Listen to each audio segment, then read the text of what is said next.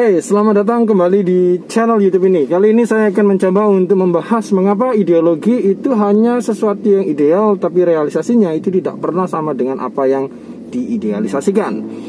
Logikanya sama seperti cinta. Ketika Anda berpikir cinta itu sesuatu yang agung atau sesuatu yang ada di dalam pikiran Anda atau ada di dalam perasaan Anda, kemudian ketika Anda mencoba untuk mempraktikannya, Anda selalu gagal. Mengapa? Karena kita hanya mempraktikkan sesuatu yang sifatnya representatif. Jadi kita hanya bisa mengekspresikan representasinya.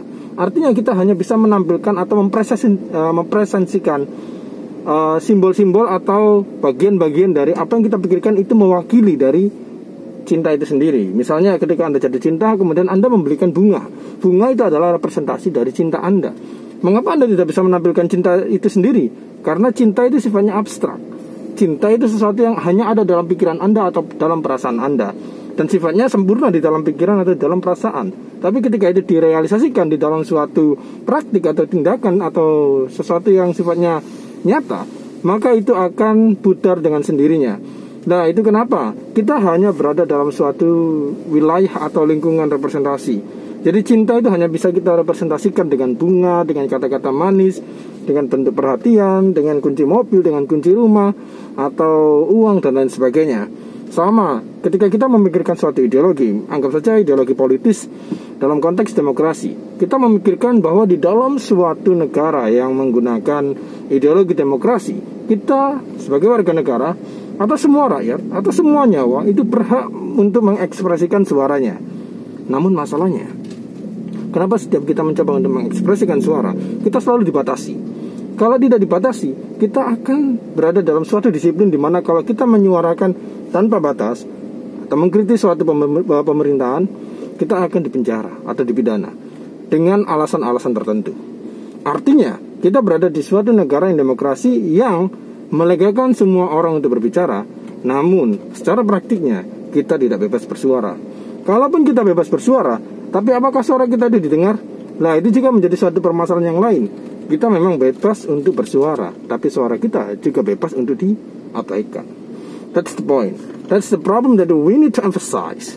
Jadi masalah kita itu bukan cuma tentang bagaimana kita memikirkan atau merumuskan suatu ideologi, atau bagaimana kita mendefinisikan suatu ideologi. Karena ideologi secara definitif atau secara esensial atau secara substantif itu adalah praktiknya, bukan bagaimana kita mendefinisikannya. Bukan bagaimana kita mencoba untuk menyempurnakan ide-ide kreatif, ide-ide kritis, atau rumus-rumus atau undang-undang di dalam ideologi itu sendiri. Ideologi itu adalah praktiknya. Cinta itu juga praktik. Percuma kalau Anda ngomong cinta, tapi kenyataannya Anda suka memukul atau suka mengabaikan. Percuma Anda bilang demokrasi, tapi kalau kenyataannya Anda tidak bebas bersuara. Sama ketika Marx, kalau saya ngomongin dalam konteks komunisme ya, Marx nulis komunisme dengan pikiran idealisme bahwa di sana tidak akan ada kesenjangan yang miskin dengan yang kaya. Marx menulis itu dengan bentuk-bentuk esai atau tulisan yang indah, yang mengumpulkan suatu definisi bahwa komunisme akan mensejahterakan semua orang karena tidak ada kelas di sana. Tapi praktiknya, ketika manifesto komunisme itu dibaca oleh orang-orang tertentu dengan tafsirnya sendiri, mereka kemudian merepresentasikan makna dari manifesto komunisme itu dengan idenya sendiri. Misalnya Hitler dengan partai Nazinya menjelaskan bahwa memang tidak ada kelas sosial, tapi Hitler mencoba melegalkan kekerasan atau pembunuhan. Jadi yang salah itu bukan ide atau idealisme komunisme, tapi praktiknya. Saya tadi juga lupa menjelaskan bahwa yang salah bukan demokrasi, tapi bagaimana kita mempraktikkan demokrasi itu sendiri.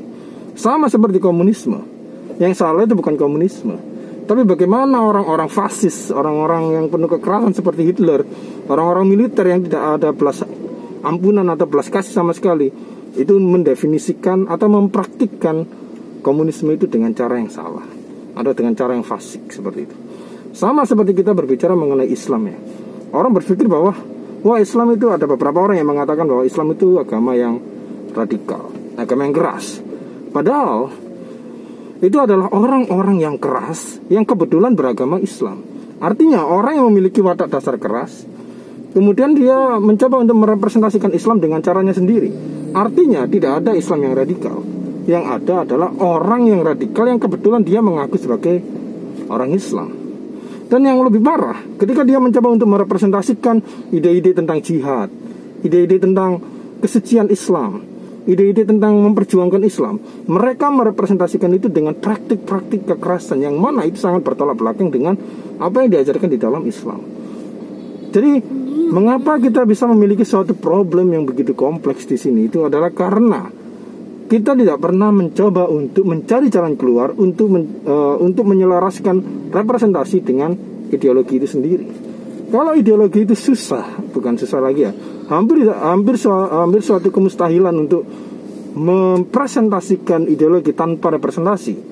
Maka bagaimana kalau kita mencoba untuk menyederhanakan dan kita mengekstrak ide-ide atau maksud atau substansi atau esensi yang ada di dalam suatu ideologi itu untuk dipraktikkan, sehingga tidak terjadi suatu bentuk-bentuk pelencengan yang terlalu jauh dari ide-ide ideologi itu sendiri. Sederhananya seperti ini. Kalau Marx dalam konteks komunisme ya, kalau Marx berpikir bahwa komunisme akan membebaskan masyarakat dari kelas sosial atau kesenjangan sosial, maka bagaimana kalau misalnya dulu Hitler dan Lenin atau Stalin itu mempraktekkan komunisme dengan cara yang serupa? Saya tidak memaksa mereka untuk melakukan cara yang sama. Tapi permasalahannya ya, Lenin sama Stalin atau Hitler itu mempraktekkan substansi tanpa kelas, tapi dengan cara kekerasan. Yang artinya itu membuat ide agung dari Marx mengenai masyarakat tanpa kelas yang esensinya itu adalah masyarakat yang bahagia tanpa tekanan kemiskinan dan lain sebagainya, justru menjadi masyarakat yang memang tidak tertekan secara kemiskinan atau tidak tertekan secara ekonomi, tapi tertekan secara manusiawi. Jadi mereka kehilangan substansi dalam mendefinisikan komunisme. Jadi kalau Anda tidak bisa membuat kelas tanpa sosial, membuat masyarakat tanpa kelas, paling tidak jangan buat masyarakat di dalam ancaman atau ketakutan, pembunuhan dan lain sebagainya. Itu dalam konteks komunisme.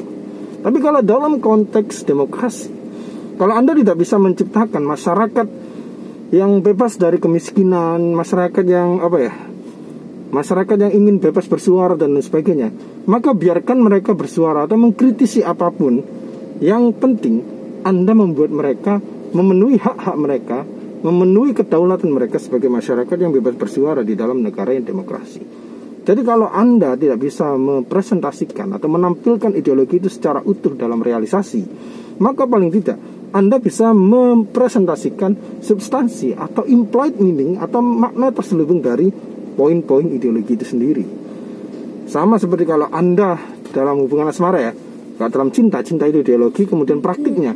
Kalau Anda tidak bisa menampilkan cinta, paling tidak Anda tidak melakukan kekerasan terhadap pasangan Anda. Kalau Anda tidak bisa menampilkan cinta, paling tidak jangan membuat dia kecewa. Kalau Anda tidak bisa mempresentasikan cinta, paling tidak jangan khianati dia.